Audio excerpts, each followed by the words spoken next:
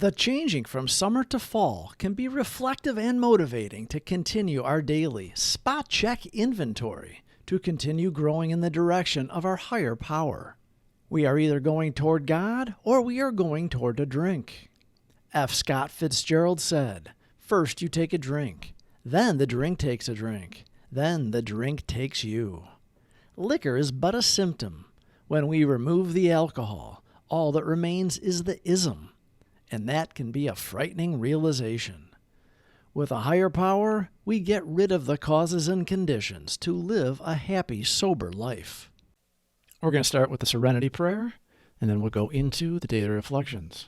If you or someone you know are questioning yourselves about whether or not you're an alcoholic or whether they are an alcoholic or drug addict, reach out. We can help you. You don't have to do it alone. God, grant me the serenity to accept the things I cannot change, courage to change the things I can, and the wisdom to know the difference.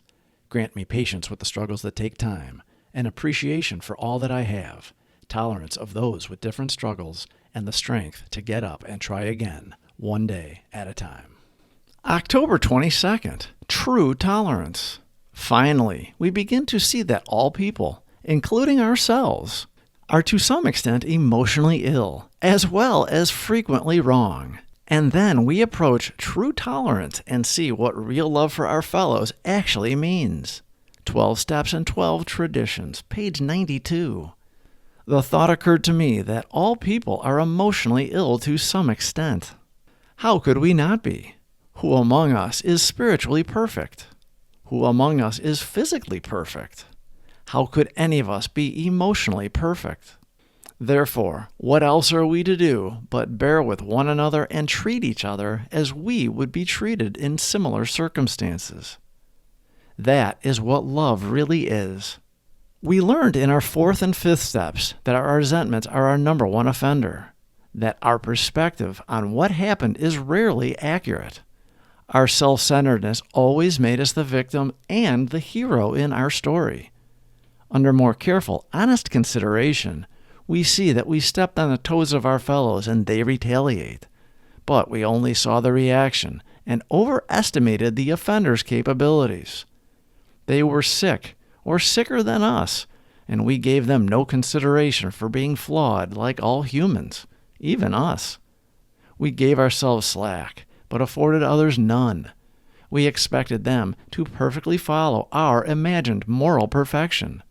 Now that we're in AA and sober, and winning back the esteem of our friends and business associates, we find that we still need to exercise special vigilance.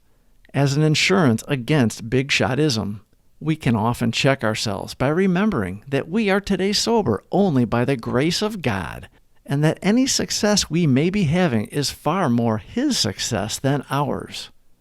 It will become more and more evident as we go forward that it is pointless to become angry or to get hurt by people who, like us, are suffering from the pains of growing up.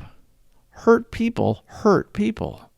Realizing we were sick, and presently may be, we find comfort in knowing we are not alone, and we find the strength in trying to be useful to our community of ill brothers and sisters. In and out of the rooms, we grow in understanding and compassion for those in our community. When others treat us poorly, we love them back with kindness, and we get satisfaction in not escalating the anger, and we grow by seeing the good in everyone, even the worst of us. We are humble. We are right-sized. We know we are not better and no worse than anyone. On any given day, we may be the antagonist in the story. But for the grace of God go I has much meaning for us today. Until we walk a mile in another man's shoes, we cannot see how they are suffering. We've been there. We've been the irrational and felt justified. And today we can see clearly we are never going to be perfect. So we have empathy for them and ourselves. Love is understanding and accepting all for who they are, and believe we are all on the planet to be teachers for each other. October 22nd, true tolerance.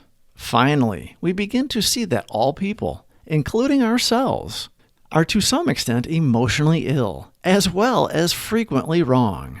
And then we approach true tolerance and see what real love for our fellows actually means. 12 Steps and 12 Traditions, page 92. The thought occurred to me that all people are emotionally ill to some extent. How could we not be? Who among us is spiritually perfect?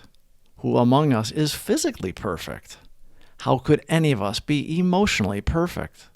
Therefore, what else are we to do but bear with one another and treat each other as we would be treated in similar circumstances? That is what love really is. Carpe the diem, boys and girls. Please subscribe for more videos. Thank you for watching.